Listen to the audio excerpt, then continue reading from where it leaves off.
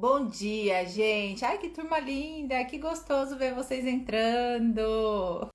Vamos, com a Ana, quer fazer uma pergunta? Bom dia! Ai, como Não você tá linda, Ana! Cortou o cabelo. Olha, enquanto eu falava, deu tempo de maquiar. cortei, Olha que linda mudei. que ela tá. Tô igual a Fran. Tô igual a Fran. Passei pelo cafezinho, mudei o cabelo, É mudei tudo. verdade. Ai, que legal. Bom dia. Ó, para quem não te Bom conhece, que dia. nem todos os dias está aqui no café, você é de onde? É do Ana Brasil. Caroline, Isso sou de aí. Brasília. Então vamos, Carol. Perguntinha. Então, temos estudado bastante, né, ultimamente, e tem uma pergunta que me vem com recorrência que eu não consigo muito esclarecer.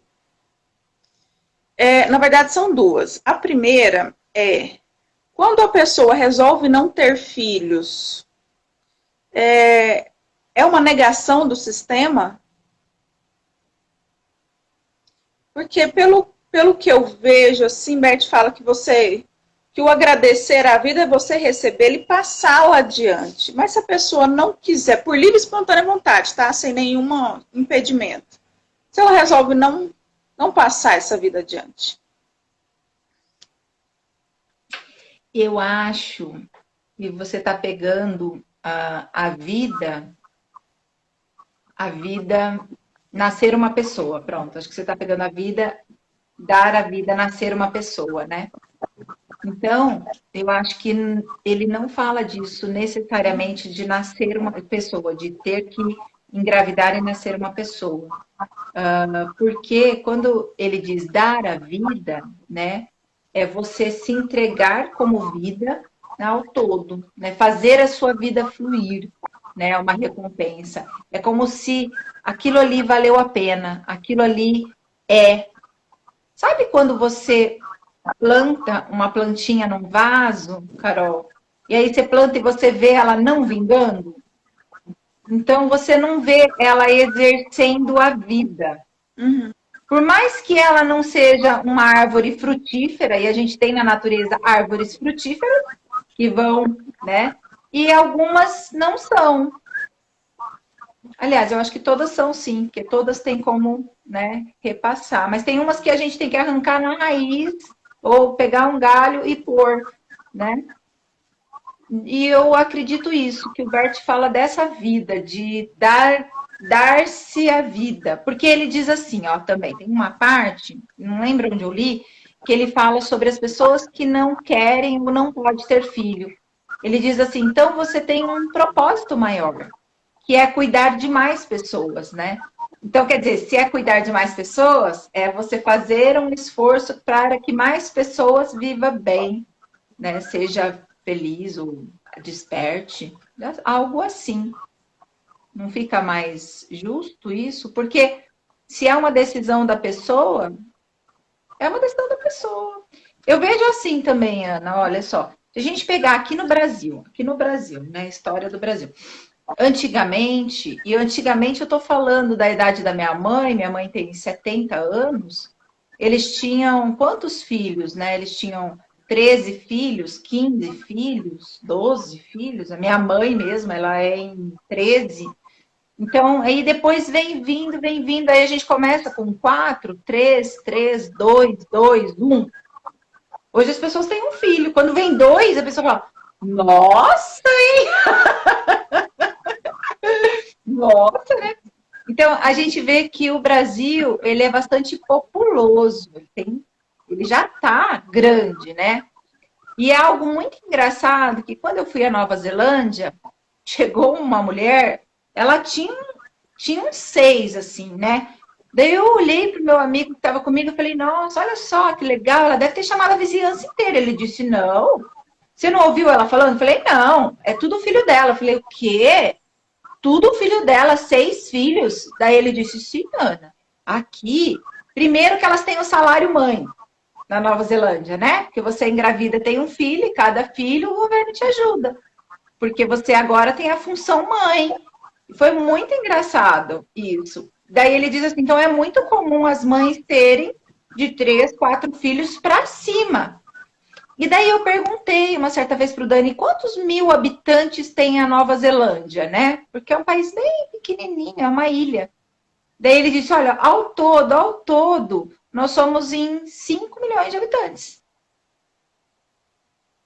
Então, não é justo que naquela cultura ainda tenha a cultura de muitos filhos? Vai chegar um momento que para o país, para a cultura, não é necessário tantos filhos. Então, não faz sentido, igual aqui no Brasil, a gente olha países como a Dinamarca. Eu já vi uma reportagem no Globo Repórter. E essas são curiosidades mesmo. Na Dinamarca, eles não querem mais ter filhos. Então, é um país velho, que não tem criança. E é um país assim, ó, que o governo, ele faz tudo. Então, você não tem como você não ser algo, não fazer algo. Ele financia a sua faculdade, ele financia tudo. Olha só que rico. E aí as pessoas têm uma boa qualidade de vida na Dinamarca e não querem ter filhos. Então, tem 1 ou 0, a maioria 0. Então, acho que quanto mais maduro é o país, a gente vai diminuindo a quantidade de filhos, né? E as pessoas querem viver mais, como as mulheres, elas se dão o luxo de viver cada vez mais. Interessante, né? E a gente vê países, a Nova Zelândia, não sei quantos anos tem a Dinamarca, né? Mas a Nova Zelândia, ela é colocada como um país, né, que tem 200 anos. Aqui no Brasil nós temos 500. É um país novo. Então, ele ainda está em desenvolvimento de filhos. E aí a gente vê como o planeta, ele é perfeitinho, né, Ana? Perfeito. Tipo assim, ó, eu nasci nessa cultura, e nessa cultura já tem a cultura de que nós temos menos filhos, e aí vai, e aí eu sinto vontade de não ter filho. Isso é certo para mim. Outro dia alguém me perguntou, acho que foi até aquela que trabalha com mães, sobre a vasectomia, como a constelação vê a vasectomia. Eu não sei se a constelação em si, sabe, ela tem uma opinião para tudo. Acho que não é isso. Eu acredito assim, quando a gente pega as ordens do amor, que são essas 3 ordens, e a gente analisa a nossa vida, ou analisa qualquer coisa dentro da ordem, a gente vê que não há exclusão de escolha. Se a pessoa escolheu fazer vasectomia, e isso é uma escolha dela, se a gente pegar ali no pertencimento, nada nem ninguém pode ser excluído, tá certo. É isso. Né? Eu acho que a gente sai do julgamento.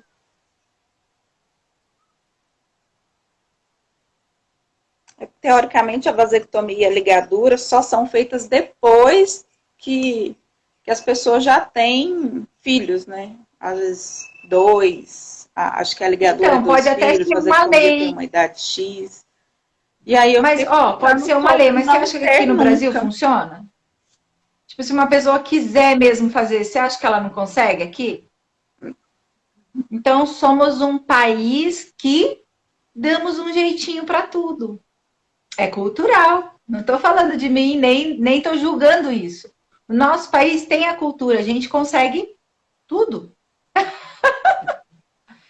Outro dia eu estava vendo um documentário, né? Eu gosto muito de documentário. E esse documentário era sobre o João de Deus. O João de Deus, sabe quem é? Aquele senhor lá de Goiás, isso. E aí tudo que ele fez, Sim. tal, eu assisti 1 episódio, 2, 3, ele estava preso, né? Tava preso. Aí uma pessoa lá de Abadiânia, aí mostrou a Abadiânia, como tá a Abadiânia hoje. Aí mostrou a Abadiânia, tá zero, morreu, porque ele movimentava todo um fluxo na cidade, né, de Abadiânia. Aí a cidade estava sem ninguém, deserta. As pensões, os mini hotéis que tinham tudo lá, estavam super endividados, falidos, né? Porque não tinha mais o movimento. E eu tô falando sem julgamento mesmo. Aí um senhorzinho olhou e ele falou assim, e agora, né? Como que vai ficar? Daí ele falou assim, o João de Deus vai voltar. Daí o Bial, acho que foi o repórter, disse assim, ele vai voltar, você conversou com as suas entidades e de alguma forma você sabe que ele vai voltar? Daí o cara disse assim, ó, em julho ele estará aqui. Daí, em julho, como em julho? Ele pegou mais de 100 anos de prisão. Não tem como ele voltar, né? E aí, no final da reportagem, eu olhei assim, eu falei, gente, o que que a gente não consegue no Brasil? No final da reportagem, devido ao Covid e a idade avançada que ele tem, e os advogados dele, ele está em casa. Ele voltou, sim. E ele voltou na data que o cara falou. Então, assim, ó, eu falei, é Brasil, gente. Sem julgar o certo, o errado, o bom, o mal. Brasil.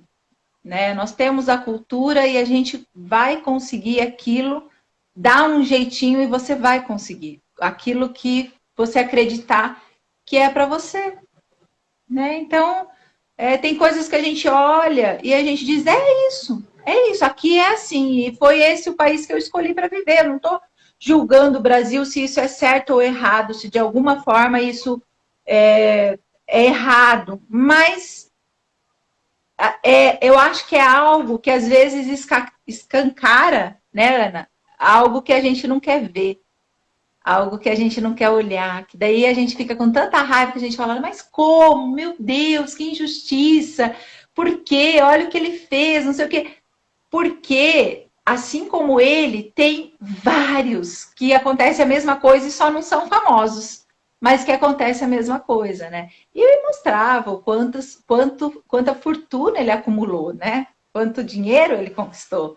Então, aqui no Brasil é mais ou menos assim. Se a gente olhar lá, índios, né? Lá atrás, como começou, e sim, né, os índios trocavam o pau-brasil, que é a madeira do Brasil, por artefatos como espelho, como machado e coisas. Então, né, talvez venha daí essa troca, acreditar que o dinheiro compra tudo, né? Porque talvez em outros países, e olha que interessante, Ana, já que nós estamos aqui conversando, né? Olha que interessante. Ontem eu estava compartilhando com uma amiga, ela falou assim: Ana, você assistiu o filme Fuja? E eu disse: não, eu não assisti. Eu vejo as cenas do começo e eu sou muito sensível, muito sensível. Então, filmes de medo que assustam assim, ela falou: não, não tem nada de terror.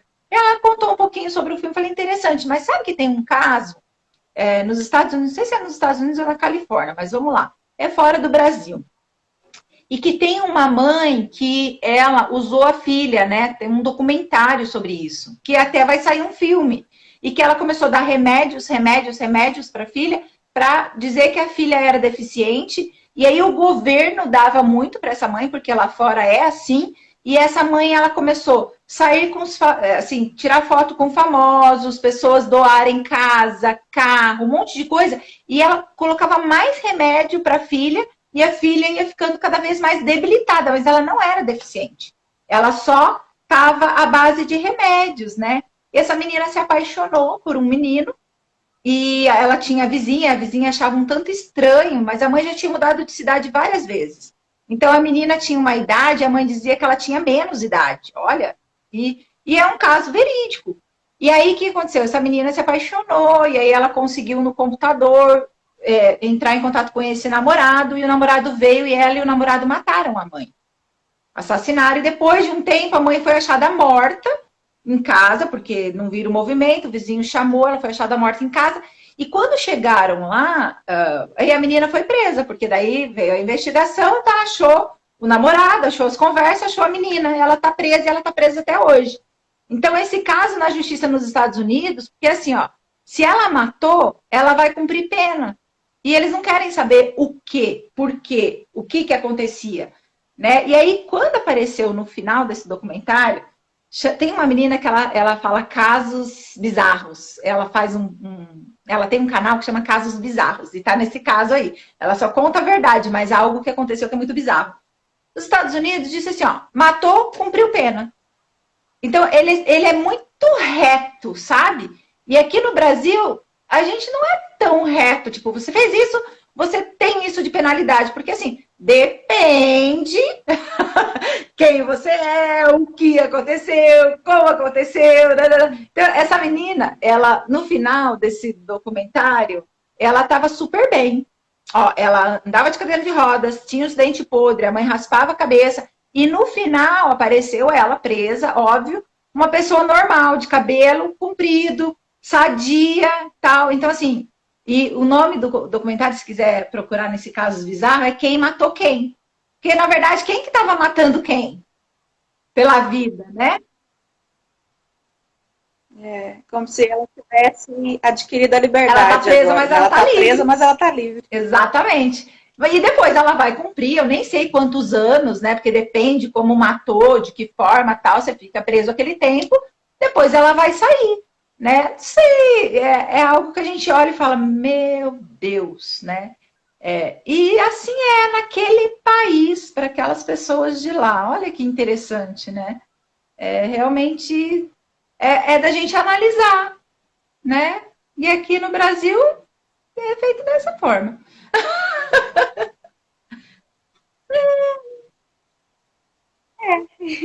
E tá, o que você está falando, eu estou pensando, é tão incrível esse viver constelação que a gente passa a analisar tudo sistemicamente, né? Você falou da menina, eu pensei, ela tá livre, gente, mas ela não tá mais presa agora ou ela ela tá estava livre. presa antes, E aí né? a gente traz para nós, a gente traz para nós também, né? Eu era super ativista de falar mal do governo. Eu não faço mais isso, gente, porque eu vejo tanto os movimentos de pertencimento que é tão maravilhoso viver assim, é tão rico a gente enxergar o todo. E aí a gente sai do julgamento, A gente para de julgar. E não é. E aí, Ana, a gente para de julgar. Por isso que eu falo que constelação é uma filosofia de vida, né? Eu só acho que eu estou levando para o lado religioso. Não é uma religião, e sim uma filosofia de vida, porque quando você entende essa filosofia, primeira coisa que você para é de julgar o outro. Você só entende que ele é parte de um sistema. Como a gente está entendendo agora, parte de um sistema, né? Alguma coisa que eu não estou vendo aconteceu para aquela pessoa viver aquilo que ela está vivendo. De alguma forma, de algum jeito, aquilo está certo. Quando a gente olha depois na constelação, a gente fala, aquilo foi certo para a pessoa, só não entendo, não estou aqui para julgar, né? E aí a gente passa a viver constelação, a gente sai do julgamento. E se a gente pegar os 10 mandamentos, né, que seria para a boa comunhão do todo, Jesus fala, não julgueis. E é tão difícil, né? Que a gente está dentro da igreja, ali nos 10 mandamentos, nas 10 ordens, praticando uma religião e fazendo o quê? E é tão simples a gente entender. Você vê como o ser humano ele precisa do entendimento, precisa entender algo para ele deixar de conduzir ou agir de uma forma. Se ele não entender o porquê, ele não faz. Ele não muda, eu acho. Acho de achismo mesmo, né? Eu acho que a mudança, quando eu estudo paradigmas, né? E o paradigma é algo que a gente criou quando era pequeno, posso chamar o paradigma mais ou menos de crença, né? Quando a gente precisa mudar o paradigma, ou seja, a gente precisa mudar aquilo que foi introduzido na gente lá atrás. Então é muito programação. Tem que trocar ali aquele chipzinho, porque senão ele se torna superficial. Eu paro de julgar por um instante, por um momento, e depois eu volto no julgamento. Então, quer dizer, eu não troquei o chip, porque se eu trocar o chip, não tem como eu voltar. Se eu trocar aquela programação, sabe? Você roda na programação nova e um computador que trocou a programação dele, ele não consegue mais rodar na velha. E aí não tem como voltar aquilo. A pessoa olha e fala assim, é muito difícil você agora pensar da forma antiga. Bem que o ser humano ele tem alguns bugs, né? Volta e meia a gente fala, opa, volta. Eu tava aqui pensando, não são todos que são trocados de uma vez, não. A gente vai trocando aos poucos. Trocam hoje, amanhã a gente escuta outra coisa, pensa, preciso trocar esse também. É. São vários. Ah, Muitos parafusos para serem trocados. Fala assim, ó. Numa vida só. Não, mas é de uma forma muito positiva. De renovação, né? De Mas, ó, renovação vamos mesmo. imaginar um telefone celular, tá? Eu lembro quando saiu o primeiro telefone celular. Quando saiu o primeiro telefone celular, ele era um tijolaço. Era um tijolo mesmo. Que você pegava, pesadaço. Conversar naquela linha era extremamente cara. Porque não podia, né? Você fazia uma ligação, um horror de conta, né? E aí você vê a evolução do celular, que hoje ele pode ser desse tamanho, dessa finura, e fazer muito mais coisas por um valor muito mais barato do que o celular antigo. Mas olha que interessante, a gente precisou ter aquele celular? Precisou existir aquele tijolão? Precisou. Então, assim, ó, nada do que eu já fiz, nada do que eu fui, nada do que aconteceu comigo tá errado. Porque senão não há a evolução como um celular. Imagina se a gente falasse assim, meu Deus do céu, que horrível. Quem criou aquele celular? A gente precisou, então, de toda essa evolução, né, para chegar no celular que a gente tem hoje. Então, não existe celular errado para o momento errado. Não tem. É igual a gente. Se a gente compara o ser humano, ele não estava errado. Ele estava num processo de crescer. Talvez ele estava vivendo forma tijolão. E tá tudo certo. E daí ele vai atualizando, atualizando. E daqui a pouco ele vai viver de uma forma mais leve, mais tranquila, fazendo muito mais coisa, com muito menos trabalho.